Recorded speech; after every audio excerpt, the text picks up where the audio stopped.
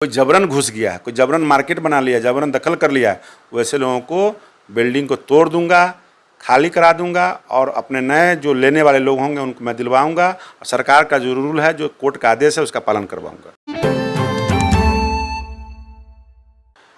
नमस्कार, आप देख रहे हैं चौपाल समाचार। चौपाल समाचार की हर खबर समाज पर करती है। और आज मैं इस खबर को आपको दिखाने जा रहा हूँ। ये भी समाज से जुड़ी है और संबंधित है राजस्व एवं भूमि सुधार विभाग बिहार सरकार से, जिसके साथ कि अभी आज आप दर्शकों को मैं बता दूं कि हमारे साथ मौजूद हैं अभी वर्तमान मंत्री जी भूमि राजस्व सुधार विभाग से, राम सूरत राय जी।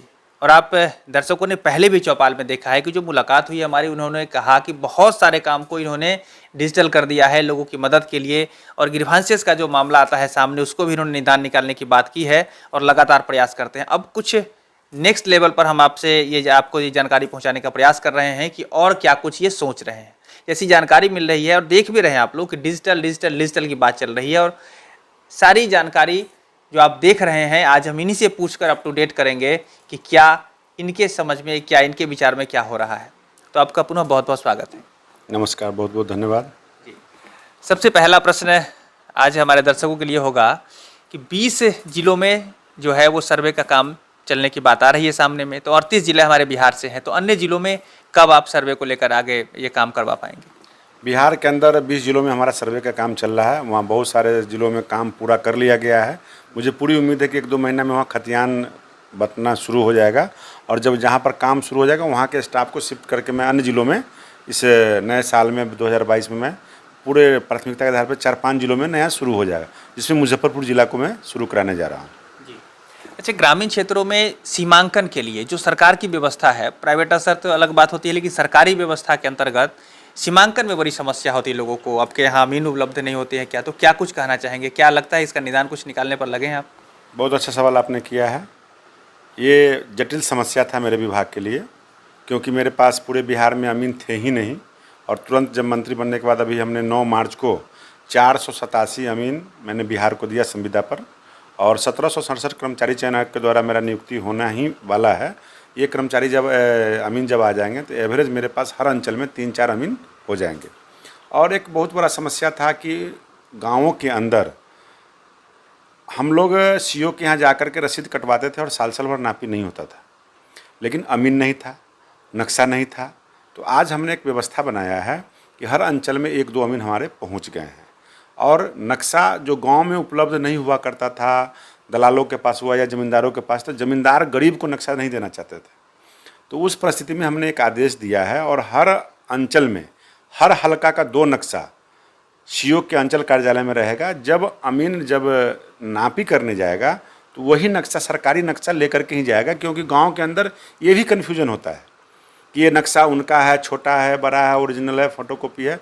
तो जो सरकार का नक्शा है, जो सरकार का अमीन है, वो अपना गुनिया, प्रकाल, फीता लेकर के जाएगा और उसको नापी करके जजमेंट देगा।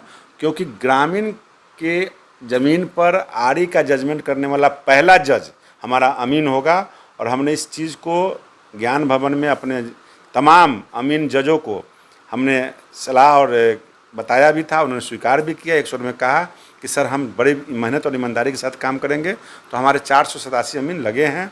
जो सर्वे का अमीन था मैंने संविदा पर इनको दिया है, और हमारे 1767 अमीन आने वाले हैं, जो एवरेज 3-3 हर अंचल में चले जाएंगे। तो ये बहुत जल्द बहुत निदान होना शुरू हो गया है।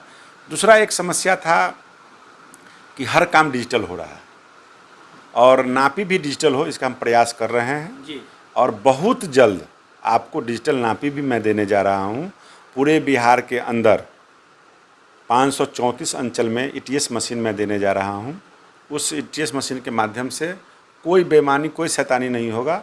वो मशीन लगाएंगे और आपका दूध का दूध और पानी का पानी कर देगा कि किनका मैप कहाँ जाता है, किनका ज़मीन का खसरा रकबा कहाँ जाता है, और वो उसमें कोई छेड़छाड़ नहीं होगा। मैनुअल में तो कुछ छेड़छाड़ की संभावनाएं होती है, लेट करते हैं उनको ऑनलाइन, वो तो रिकॉर्ड में आ जाएगा कि कब हमने नापी किया, कब टाइपिंग किया, कब उसका क्लोज किया, सारा चीज़ आ जाएगा। और आने वाला समय ये बेहतरीन नापी का तरीका मैं बता रहा हूँ, और 534 अंचल में हमारा ईटीएस मशीन होगा, जिसका नियर अबाउट 6 लाख रुपया कीमत है, और हर अनुमंडल में होगा, हर जिला मुख्यालय में होगा, और प्रदेश के मुख्यालय में भी रहेगा, जिससे कि जनता को इसे बहुत बड़ा राहत मिलने जा रहा है। अच्छा, सर्वे और चकबंदी को लेकर जो समस्या समाज में भ्रांति रहती है कि लोग समझते हैं इसका क्या फ़ायदा मिलेगा। ज़मीनें अभी जैसे चकबंदी में छोटी छोटी ज़मीनें हैं लेकिन तब भी वैल्यूएबल लोग मानते हैं, उसको लेकर क्या कहना चाहेंगे, कितना फ़ायदा मिलेगा लोगों को इस चकबंदी होने से? मैं आपके चैनल के माध्यम से पहले तो आपको धन्यवाद दूँ कि सवाल को आपने उठाया, और अपने आम जनता, आवाम, गरीब किसान मजदूर भाइयों से मेरा आग्रह है और आपसे भी आग्रह है कि इस मैटर को ज़्यादा चलाना है, ज़्यादा लोगों में जागरूकता फैलाना है, क्योंकि सर्वे समय समय पर होते रहता है। 1890 में भी सर्वे हुआ, 1900 में भी सर्वे हुआ, 1962 में हुआ, जब भी हुआ, जब हर क्षेत्र का अलग अलग टाइमिंग है। आज ये सर्वे का काम, एरियल सर्वे मेरा पूरे बिहार का पूरा हो चुका है। अब हम फिजिकल सर्वे 20 जिला में कर रहे हैं, बाकी जिलों में भी करेंगे। इससे लाभ क्या होगा? जो ज़मीन, और ये सर्वे होगा आपको ग्रामीण इलाकों में किसान के जोत ज़मीन का, न कि आवास ज़मीन का। नगर पंचायत, नगर परिषद, ये क्या बोलते हैं, नगर निगम में ये सर्वे नहीं होगा, जो जैसा एटेजिट रहेगा। लेकिन जो सीमांकन, जो हम जोताई बुआई करते हैं, जो हमारा ज़मीन है, तो छोटा छोटा मेर हो जाने के कारण, छोटा छोटा टुकड़ा हो जाने के कारण किसान का लागत अधिक होता है। तो सर्वे करने से ये लाभ होगा कि एक तो नया खतियान अपडेट हो जाएगा, डिजिटल दुनिया में हमारा खतियान आ जाएगा, क्योंकि पुराना रिकॉर्ड मेरा फट जाता है, नंबर दिखाई नहीं पड़ता है, लोग फाड़ के हटा देते हैं। तो हमारा वो भी रिकॉर्ड रहेगा और ऑनलाइन भी रिकॉर्ड मेरा आ जाएगा। और सारे युवक को, जो हमारे न्यू पीढ़ी हैं, दिल्ली, बम्बे, बनारस जहाँ भी रहेंगे, वहाँ से अपने ज़मीन का मॉनिटरिंग कर सकते हैं कि मेरा ज़मीन कहाँ पर है, किस पोजीशन में है, एलपीसी लेना हो, रसीद कटवाना हो, सब चीज़ करेंगे। तो ये सर्वे से सबसे बड़ा लाभ मिलेगा कि पुराने रिकॉर्ड से आप नए रिकॉर्ड में आ जाएंगे।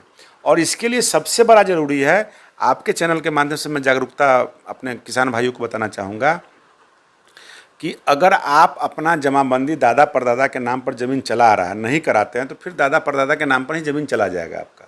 इसलिए आप सभी लोग सहमति बना करके आपसी बंटवारा कर लीजिए, और किनको प्लॉट क्यों देना है, किसको लेना है, ये सहमति करके और दस्तखत, मोहर, एफिडेविट लगा के आप अंचल कार्यालय में दीजिए। रजिस्ट्री ऑफिस में जा करके रजिस्ट्री कर लीजिए 100 रुपये के स्टाम्प पेपर पर। जो खानदानी ज़मीन है उसको बंटवारा कर लेने से जब सर्वे आएगा तो आपका प्लॉट, आपका रसीद, आपका जमाबंदी के साथ नया खतियान बन जाएगा। खतियान बनने के बाद जब जिस बच्चे का, आज मेरे बेटे के नाम पर ज़मीन चला जाता है, तो मैं ये समझता हूँ कि मेरा पोता तक वो सेफ्टी हो जाएगा, यानी 100 बरस, 50 बरस आगे हम सेफ्टी हो जाएंगे। तो तमाम अपने बिहार के जनता भाइयों से हाथ जोड़ के मेरा प्रणाम कि आप लोग बैठ करके आपस में, जब 5 भाई हैं, 4 भाई हैं, 3 भाई हैं, तो बैठ के क्लियर जमाबंदी कर लीजिए, नहीं तो आने वाला समय और परेशानी आपका होगा। और निश्चित रूप से ये परेशानियाँ गाँव में है, 5 भाई में 1 भाई तैयार नहीं होता, जमाबंदी नहीं होता है। तो मेरा कहना है, आप पत्रकार मीडिया है, हम राजनीतिक कार्यकर्ता हैं, हम सामाजिक कार्यकर्ता हैं, हम लोकल जनप्रतिनिधि हैं, तो हम 5,000, 10,000, 1 लाख, 2 लाख लोगों को मॉनिटरिंग करते हैं। तो क्या हमें वो क्षमता नहीं है कि अपने परिवार के लोगों को हम मैनेज करके बैठा के इसको जमाबंदी को क्लियर कर ले? मरना और बंटवारा तय है और सत्य है, तो क्यों नहीं आज हम दुरुस्त कर दें? अपने होशो हवास में अपने संपत्तियों का बंटवारा अपने बेटे पोतों में कर दें, जिससे कि आने वाला सर्वे में आपके नाम पर चला जाए और खुद वो मालिक हो जाएगा। निश्चित रूप से मैं आप तमाम भाइयों से आग्रह करना चाहता हूँ, जमाबंदी को क्लियर करें, तब ऑनलाइन का लाभ आपको मिलेगा। और देश के किसी भी कोने में बैठा हुआ आपका बेटा अगर लंदन, अमेरिका कमाने जाता है, चाहे फ्रांस कमाने जाता है, तो उसको इस बात का चिंता नहीं हो कि मेरा ज़मीन का रजिस्टर 2 का पंजी पन्ना कोई फाड़ लिया है, ये नहीं होगा। आपके ऑनलाइन रिकॉर्डिंग देखभाल आप करते रहेंगे। अच्छा, ये चकबंदी की बात जो है कब से लागू हो जाएगी आपके विचार में? बहुत अच्छा सवाल आपने किया है। जब तक हम सर्वे पूरा नहीं करते हैं तब तक चकबंदी लागू नहीं होगा। चकबंदी लागू होने से बहुत बड़ा लाभ मिलेगा। जो हमारा किसानी एरिया क्षेत्र है, जो बीच में अगर हमारा 10 बीघे का प्लॉट है, 2 बीघे का प्लॉट है, 4 बीघे का प्लॉट है, चकबंदी होने से ये लाभ मिलेगा कि बीच में आपका एक ज़मीन है, चारों तरफ से मेरा ज़मीन है, तो आपको परेशानी हो रही है गाड़ी ले जाने में, तो आप किसी साइड में आप चले जाएंगे जहाँ आपका ज़मीन होगा, वहाँ के ज़मीन वाले यहाँ आ जाएंगे, तो ये चक लगा देंगे। चक बिहार के नाम से हमने एक सॉफ्टवेयर भी डेवलप किया है, और उसमें तमाम लोगों को ये अदलैन बदलैन, हेरा फेरी करने में कोई खर्चा नहीं लगेगा। ये चकबंदी लागू होने से पहले एक फैसिलिटी हमने और दिया है कि अगर हमारा चकबंदी 2 साल 4 साल में लेट है, अगर आप चाहते हैं कि हम अपना ज़मीन अपना प्लॉटिंग कर लें, तो 2 एकड़ से ऊपर लेकर के जितना ज़मीन हो, उसमें हमने एक सुझाव दिया, किसी भी जाति, किसी भी धर्म के लोग हों, वो अपना प्लॉटिंग कर सकते हैं। अगर आप चाहते हैं कि इस बीच में हम प्लॉट को सीधा करें और जोत का ज़मीन है, तो आपको आज भी रजिस्ट्री खर्चा नहीं लगेगा, जाकर के रजिस्ट्री करा सकते हैं और उसमें आपको लाभ मिलेगा। और एक पोर्टल भी हम लोग बनाएंगे, उस पोर्टल पे आप अपना ज़मीन का खाता, खसरा, रकबा डाल देने से ये लाभ होगा कि आप बाहर में आपको ज़मीन बेचने की इच्छा हो रही है, तो गांव के अंदर दलालों को आपको खबर करता है या दलाल आपका ज़मीन हड़प लेता है, तो उसमें कोई इंडस्ट्री लगाने वाला हो, कोई स्कूल खोलने वाला हो, कोई कॉलेज खोलने वाला हो, कोई गोदाम बनाने वाला हो, कोई ट्रस्ट चलाने वाला हो, तो उन लोगों को अगर 10-20 एकड़ ज़मीन की आवश्यकता है तो ऑनलाइन ही देख लेंगे कि राम सूरत जी का ज़मीन फलाने जगह बिक्री का है कि नहीं है, कि किराए का है। ये ऑप्शन रहेगा, लोग खुद डायरेक्ट किसान से बात करेंगे, किसान को लाभ मिलेगा, बिचौलिया का लाभ इसमें समाप्त होगा। बिचौलिया कमेंगे, दलाली कमेगा, भ्रष्टाचार कमेगा, ये सारी व्यवस्था मैं बना रहा हूँ। आखिरी में हम आपसे जानना चाहेंगे कि अभी तक आपने सकारात्मक बहुत सारी बात हम लोगों ने की है, एक नकारात्मक बात जो समाज में देखी जाती है कि खास महाल की ज़मीन है या श्मशान की ज़मीन है, तो इसको अतिक्रमण किया हुआ है लोगों ने ज़बरदस्ती किसी कारणों से, इस पर कैसे अंकुश लगाएंगे, इस पर क्या कुछ कार्रवाई को लेकर आप सोच रहे हैं? निश्चित रूप से बहुत ही महत्वपूर्ण सवाल आपने किया है। पूरे बिहार के अंदर मैं कह देना चाहता हूँ, मैंने मंत्री बनने के बाद इस पर बड़ा कड़ा रुख अख्तियार किया था कि पूरे बिहार के अंदर शमशान की ज़मीन हो, चाहे कब्रिस्तान की ज़मीन हो, या रोड की ज़मीन हो, या लोक भूमि हो, जिस पर जिसको पर्चा नहीं देना है, बंदोबस्त नहीं करना है, अतिक्रमण नहीं करना है, वैसे भूमि पर अगर कोई विभाग का भी काम हो रहा है, शमशान का खास करके मैं कहना चाहता हूँ, मुजफ्फरपुर ज़िले के अंदर मुसहरी अंचल के नज़दीक वाटर ट्रीटमेंट प्लांट लग रहा था, जिसको रोका गया है। अन्य जगह पंचायत सरकार भवन बन रहा है, उसको भी रोका गया है। अगर किसी तरह का इस पर कार्रवाई लोग करते हैं, काम करते हैं, वैसे लोगों पर FIR करके जेल भेजने का काम करूँगा। 1 इंच ज़मीन बिहार सरकार का वो शमशान की भूमि अगर कोई हड़पता है, वह व्यक्ति नहीं बचेगा, वो जेल के अंदर जाएगा। वो ज़मीन मेरा रहे, विभाग का है, सरकार का है, आम जनता का है। और आज कोई ऐसा व्यक्ति नहीं है, 100 में 1 आध व्यक्ति कोई मिलता है, हमारे पूर्वज जो भी हिंदू समाज के जो हमारे पूर्वज रहे होंगे, जो शमशान के लिए ज़मीन दे के गए हैं, उस ज़मीन का सुरक्षा और घेराबंदी कराना हमारा और सरकार का काम है। सरकार का ये बहुत बड़ा ऐलान है कि शमशान घाटों का सौंदर्यीकरण, बाउंड्री वाल, वहाँ शवदाहगृह का निर्माण, शौचालय का निर्माण, पानी का जलपेय का निर्माण, ये सारी व्यवस्था में हम और हमारी सरकार करने जा रही है। इसलिए ये सवाल आपने बहुत महत्वपूर्ण उठाया है। अगर कहीं भी आप लोगों के संज्ञान में आता है कि शमशान के भूमि पर कोई निर्माण कर रहा है, अविलंब उस पर FIR होगा उस व्यक्ति को, और संबंधित अंचलाधिकारी पर भी FIR किया जाएगा, उसको जेल भी भेजा जाएगा। किस परिस्थिति में उसने NOC दिया है, और ये आज का नियम नहीं है, 1956 का नियम है, और तमाम कोर्ट का भी आदेश है, हवाला भी है, मैंने चिट्ठी भी निकाला है, 2 बार चिट्ठी निकाला है। इसके अलावा अगर कहीं का बताते हैं कि लोगों ने किया है, उस पर कार्रवाई होगी। दूसरा बात कि खास महल की ज़मीन, खास महल का ज़मीन एक ऐसा व्यवस्था सरकार चलाने के लिए था कि कुछ ज़मीन सरकार ने अपने खास महल में रखा, जहां अपना सरकारी बिल्डिंग भवन वगैरह करने के लिए, कुछ किराया लगाने के लिए। तो वो लीज एग्रीमेंट का नियम है। जिन लोगों का लीज लैप्स हो गया है, जो सही से अपने घर में रह रहे हैं, उनके पूर्वज रह रहे हैं, उनको मैं रिन्यूअल करूँगा। कुछ लोगों ने उसका नेचर चेंज कर दिया है, कुछ लोगों ने फर्जी तरीके से बेच दिया है। वैसे लोगों को हमने एक टीम बनाया है पटना के अंदर, और 12 जिलों के अंदर मेरा खास महल का ज़मीन है। उन सब में अभियान चलेगा। अभियान चला के जो हमारा किराएदार है, उनसे मैं किराया लूँगा, नए रेट का किराया लूँगा, और कोर्ट का भी उसमें आदेश है।